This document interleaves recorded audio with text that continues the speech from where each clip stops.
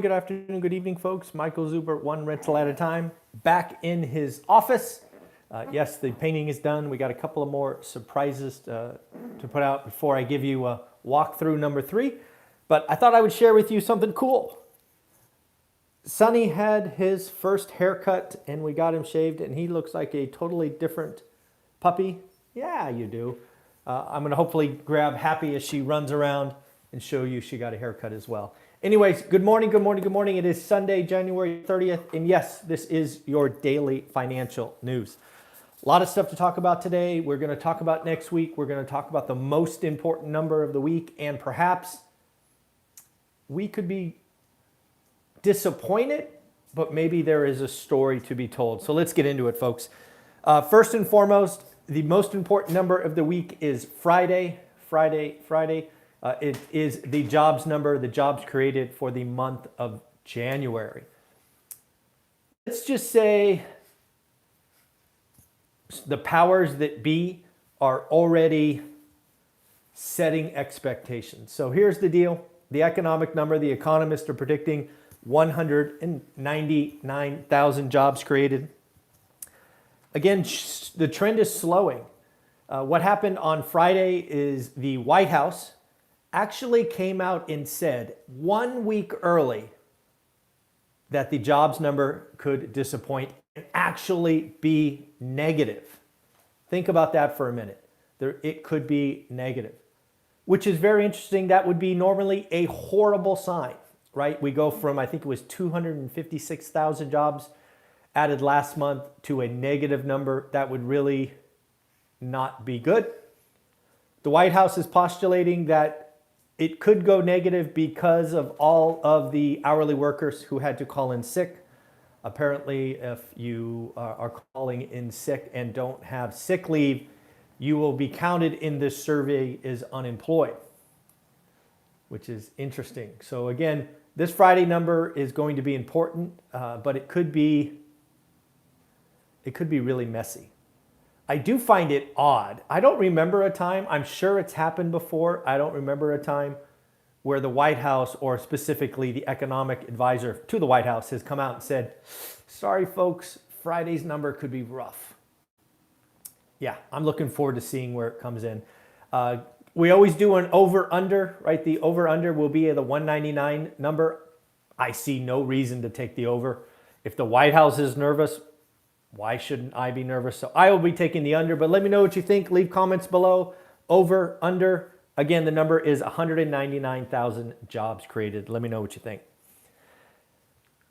It looks like, again, reading the report that I saw, it looks like about 14 million Americans were not working between December 29th and January 20th because they were out sick. Again, this is based on the report I read about the economic advisor. This could be a negative jobs number or negative impact on Friday. So it's going to be interesting to look at. We do have to talk about next week. We got some earnings and some economic data to talk about. We'll start with earnings first. Hey, Happy, how are you? All right, Happy's decided to come show you her great haircut. Oh, look at that one. Say hi to everybody. Hi, everybody. Yeah, okay, I'm going to put you down. Okay, sorry, I digress. I like my dogs. What can I tell you? So in the end, Monday, it's going to be important earnings, a lot of stuff to talk about. We have NXP Semiconductor. I don't know about you. I'm tired of hearing about the chip shortage. So let's hear from NXP. Is it getting any better? New fabs, whatever it is it getting any better? Tuesday, a lot of important earnings on Tuesday. We have Exxon, AMD, PayPal, GM, Starbucks, Alphabet, UPS. Oh, wow. I'm going to be looking at Starbucks. Starbucks is one of those examples of what is going on with the consumer. I'm really, again, interested in Starbucks for China. Remember China? Starbucks was our first company. Then came Nike, but Starbucks was first that came out and said China business is slow. And again, this is the thesis. When the consumer gets scared, they stop buying everything, including $8 coffees. Wednesday, we have Facebook, now called Meta. Thursday, Ford and Amazon. Yeah, I'm interested in Amazon, right? Is the consumer tapped out? Are they buying even 1, 2, 3% less? What is going on? We saw Netflix get hammered. I'm not calling for that, but it's just, is the consumer spent? And I think Amazon will be a great example of that. And then Friday we have a I don't know what you call it, a pharmaceutical company, Regeneron. At this point, I'm so over COVID and all of that stuff. I'm curious what other medicine or things they are working on. These are things that could be life-changing going forward. So curious that. Economic calendar, not to be outdone. Lots of Fed presidents speaking next week, kicking off with Kansas City and San Francisco on Monday. Again, remember, they were in a blackout period. They had their meeting. Now they're going to go out and talk. And as we've learned from these Fed members, they are not opposed to walking what they believe, right? Past Fed presidents or Fed organizations, they've really talked the same book. This Fed's not that way. I'm curious to see how much of a hawk some of these folks are. Remember, again, I believe Powell is going to be Paul Volcker with a 0.5 point move. We shall see where other Fed presidents are, because if they start talking about even considering 0.5 point, we could be walking this. We can be walking this together. Tuesday, again, February is starting on Tuesday, folks. January is over. 2022 is almost 1/12 over. If you're watching my channel, you're probably interested in real estate, investing, making money, legacy wealth, all of that stuff.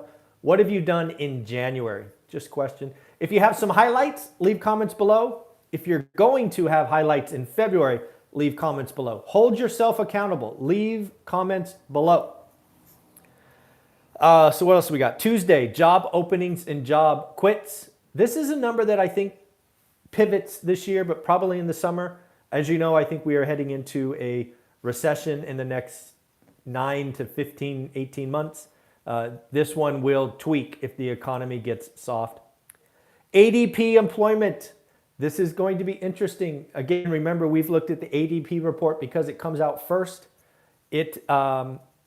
I think it's going to be very different than Friday, right? ADP employment report, again, how many jobs were created in private workforce versus Friday is non-farm payroll. So very different reports, but it'll give us a hint. Thursday, initial jobless claims. Have we kind of settled back in the low 200s? Are we heading back towards 300? Is the economy getting soft already, or is it just a blip? And then Friday, the big number of the week, 199. That is your over-under. Play along. I am definitely taking the under. Given that the White House is already nervous, I see no reason to take the other side. Looks like Colombia. I don't know if you guys follow kind of the international market. I don't normally, but when something comes out of the blue, it certainly catches my attention. You know that I believe Powell's going to do a 0.5 point move in the March meeting. Colombia came out with a full 1% move. They took the Fed, our equivalent Fed funds rate, from 3% to 4% in a surprise weekend move. Now let's keep in mind, Colombia is not Turkey with 40% inflation. Colombia's inflation last checked is 5.6%. And they just took the Fed's funds rate up. They took it up 33%. It went from 3 to 4. None of these quarter points, none of these half points, a full 1%. They've now raised the Fed funds rate, or their equivalent, 2.25 or 2.25% since September. Yeah, that's an aggressive Fed. Good for them. That is how you squash inflation. That is how you cause people to go, oh my God, buying a car is more expensive, buying a home is more expensive. All of these things. Wow, crazy stuff. Looks like somebody's telling me that Costa Rica did a whole point as well. I did not see that, but again, we have a worldwide tightening. That big sucking sound that you hear are Feds, our central banks around the world sucking liquidity and making it more expensive to borrow money. Not only is the U.S. talking about sending troops to the Eastern Europe, now we have the U.K.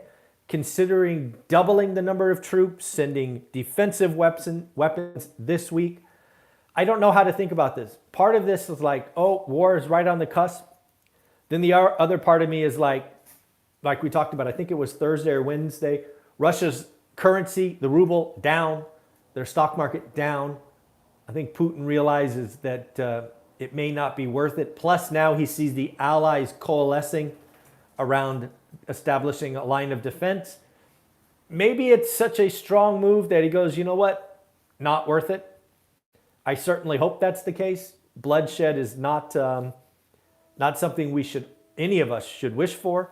So it's going to be an interesting week. It's going to be an interesting week. My hope is cooler heads prevail, but yeah, it's getting pretty sketchy out there. And then again, we're talking about rising rates, even just a quarter or a half a point. We now have J.D. Power estimating that over the course of the year, if the Fed does what it says it's doing, we see a fall of $15 billion in used car sales, potentially $7 billion in new car sales. I just found out that the new car average price is $45,000. The median new car is 45 grand. That is up from 35 grand just 2 years ago. Folks, we live in a payment lifestyle. That is what got me for a decade.